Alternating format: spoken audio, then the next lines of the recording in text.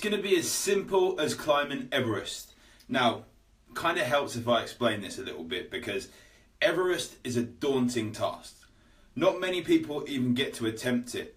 Not many people even get to base camp, let alone reaching that summit.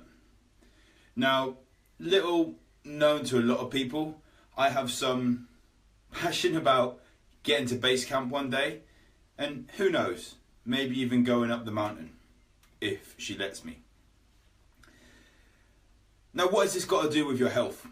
So your health is going to be an uphill struggle if you let it. And sometimes you will have to come down. Now, when people climb Everest, they have to acclimatise. And we have to do that with our health. If you are really overweight and you chuck everything at it, you look to go to the gym 5, 6, 7 times a week, you look to go from eating 100% junk food to 0 junk, chances are you're not going to acclimatise very well. You need to get to base camp. So base camp for a climber, the way people climb Everest, base camp is like 17,500 feet above sea level. So your body needs to acclimatise a lot for that. People go to base camp, some people won't even be able to acclimatise. And then what happens? They go to Camp 1.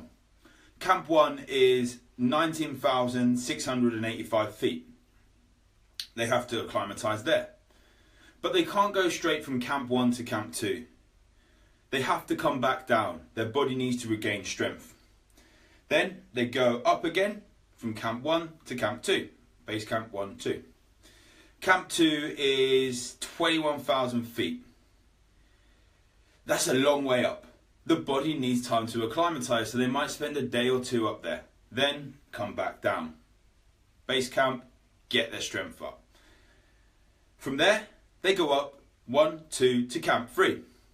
That's 23,625 feet up in the air. That's a hell of a long way. And again, your body does not naturally want to be at that level. So essentially, you get a little bit higher, your body kind of starts killing itself. Down again, base camp. Back to 17,500 foot. Then up 1, 2, 3, up to 4, 26,085 feet. This is the last stop before they go to the summit. Some climbers, when you read a lot of the biographies and the stories, will just go straight through Camp 4 and onto the summit. However, again, most people have to come back down. This is why attempts are not overnight. This is why things do not happen overnight, just like your health. It takes consistency, trial and error, and you have to try to go for it. Once people are down from Camp 4, base camp, they go back up, rest at Camp 4, then go to the summit. They hit that summit, the peak of their health, 29,035 feet. This is what it's got to do with your health. You will try certain things with your health. You will do things with nutrition, with training, and sometimes you'll fall off the wagon. You'll drop back down to base camp, but base camp is still higher than where you were the first time. Some people get disheartened about it.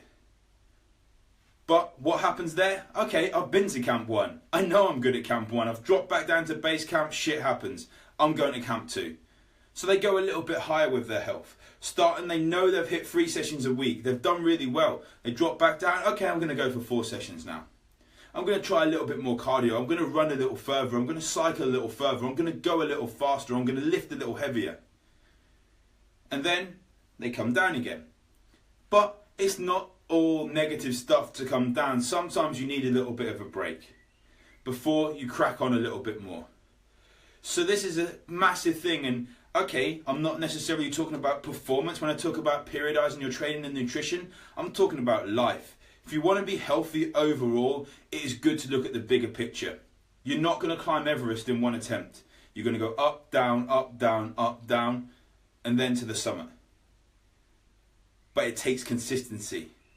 It takes determination, and it takes you really, really wanting to see the world in the best view possible.